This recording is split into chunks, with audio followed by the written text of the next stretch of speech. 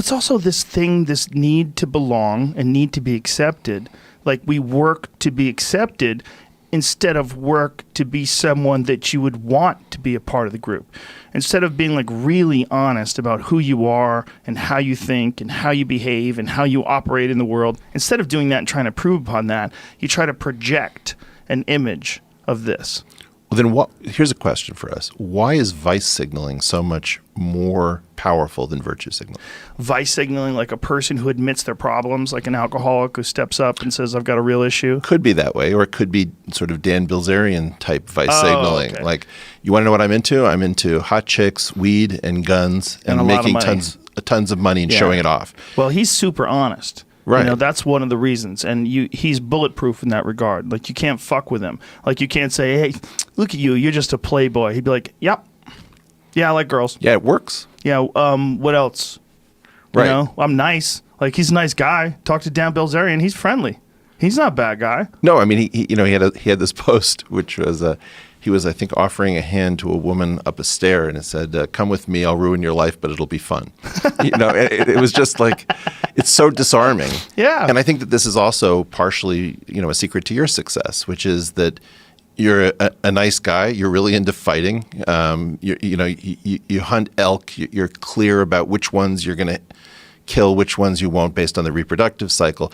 You're promoting all sorts of things that people don't want to talk about to a fairly conscious level, and it's produced an incredible level of trust in an era where all of the virtue signaling gives way. I mean, if you scratch any person enough below the surface, you're going to see that they're really warning you about themselves. And so the people who are the most sort of self-critical, and this is like, I think I brought this up recently on Twitter about meta-honesty, where there was, in the Castro in San Francisco, there was a bar or a restaurant that was advertising free food, naked servers, plus false advertising. And, it was just fun and playful. And as a result, you had an instant desire to eat there and to trust them. Yeah. And so I think that in this world of virtue signaling, vice signaling is really the growth industry. And that's what's working for good people, because they are more in touch, and, they are going to lie to you, and they're going to do all the self-interested things, but they're not going to surprise you quite as much. Well, in the case of Dan Bilzerian, I really don't think he's going to lie to you. I don't think that's what he's doing. I think what he's doing is living like a guy who's got $100 million and happens to be 35 years old and likes to bang hot chicks and fly around in private jets and live in some... Have you seen that fucking house that he's got? He just bought some crazy house in like Bel Air, I guess with that weed money. Jesus. He's got some... It looks like it probably cost $100 million or something ridiculous like that. It's a fucking insane house.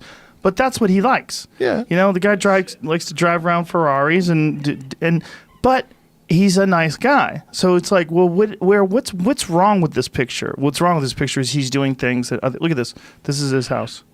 What in the holy fuck is that? Does he have a golf course on his roof? What is that?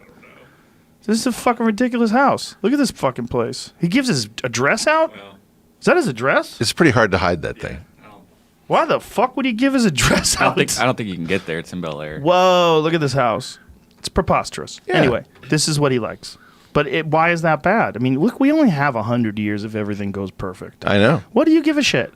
Like, why does everybody give a shit? But they do give a shit. They give a shit a lot, because for a lot of folks that are working, making a good living, making, $50,000 a year or whatever, that's completely out of the realm of possibility. Well, and his lifestyle wouldn't be sustainable for them. I mean, because he's taking real risk. There's no question about it. When you get everybody stoned and then you take them to fire automatic weapons out in the desert. Oh yeah, that's real risk. And also the gambling. He does a lot of like crazy gambling. Well, but this is the thing about the relationship with the unforgiving. This is partially why I think your UFC and jiu-jitsu life is that when you have a relationship with the unforgiving, you can say, that guy doesn't really know what he's doing, but then you're in the ring. You're the man in the arena, and you find out very quickly whether or not the trash talking, paid off or it didn't.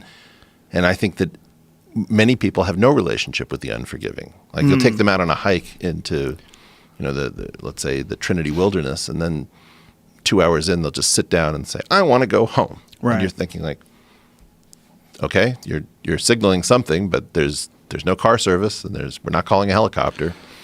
It just Yeah. there's this. If you live in the social layer, you're surprised by the existence of the unforgiving. But Yeah.